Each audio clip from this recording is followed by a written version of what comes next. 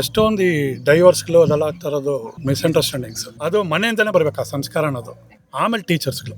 Super. Richness ಅಂತ feel ಬರೋದಕ್ಕೆ ಒಬ್ಬ ಮನುಷ್ಯಂಗೆ ನಿಮ್ ಪ್ರಕಾರ ಕಾಸಲ್ಲ ಅಂತಂದ್ರೆ what else makes you rich life? ಏನಂದ್ರೆ ಮನೇಲೆಲ್ಲ ಹೊಂದಾಣಿಕೆ ಇರಬೇಕು. ಇದು ನೀವು ನೋಡಿ ಇವಾಗ ಇತ್ತೀಚೆಗೆ ಈ ಎಷ್ಟೊಂದು ಈ ಡೈವರ್ಸ್ಗಳು ಅದೆಲ್ಲ ಆಗ್ತಾ ಇರೋದು ಮಿಸ್ಅಂಡರ್ಸ್ಟ್ಯಾಂಡಿಂಗ್ಸ್. ಅವ್ರದ್ದು ಎಷ್ಟು ಕೋಟಿ ಇದ್ರು ಅದಾಗುವಾಗ ಆಗತ್ತೆ. 10 ರೂಪಾಯಿನ ಹತ್ರ ಆಗತ್ತೆ, 1 ಕೋಟಿ ಇರೋನ ಹತ್ರ ಆಗತ್ತೆ. ಹೊಂದಾಣಿಕೆ ಮೇಯ್ನ್ ಆಗಿ ಓಕೆ ಫಸ್ಟ್ ಅದು ಇರಬೇಕು. ಮತ್ತೆ ಪ್ರೀತಿಸ್ಬೇಕು. ಅಪ್ಪ ಅಮ್ಮ ಅಂತ ಮಕ್ಕಳಾಗ್ಲಿ ಅಮ್ಮ ಅಪ್ಪನ ಅಷ್ಟೇ ಮಕ್ಕಳಂತ ಬಿಟ್ಕೊಡ್ಬಾರ್ದು. ದಾರಿ ತೋರಿಸ್ಬೇಕು ಕರೆಕ್ಟಾಗಿ. ರಿಚ್ನೆಸ್ ದಾರಿ ಅದು. ಅದೊಂಥರ ಈ ರಿಚ್ನೆಸ್ ಅಂದ್ರೆ ನಾಟ್ ಓನ್ಲಿ ಮಾನಿಟರಿಲಿ ರಿಚ್ ಅಲ್ಲ, that is different. That is only material person. ಇವತ್ತಿರೋದು ನಾಳೆ ಹೋಗ್ಬಿಡುತ್ತೆ ದುಡ್ಡು. ಮೆಂಟಲ್ ರಿಚ್ನೆಸ್ ಏನದು ಮೆಂಟಲಿ ರಿಚ್ ಆಗಿರ್ಬೇಕು.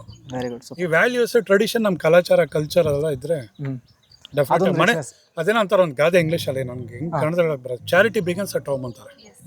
ಅದು ಮನೆಯಿಂದನೇ ಬರ್ಬೇಕು ಆ ಸಂಸ್ಕಾರ ಅನ್ನೋದು. ಆಮೇಲೆ ಟೀಚರ್ಸ್ಗಳು. ಸೂಪರ್. ಫಸ್ಟ್ ಗುರುಗಳು ದೇವರು ಅಮ್ಮ ಅಪ್ಪನೇ, ಕರೆಕ್ಟ್. ಆಮೇಲೆ ನಮ್ಮ ಗುರುಗಳು.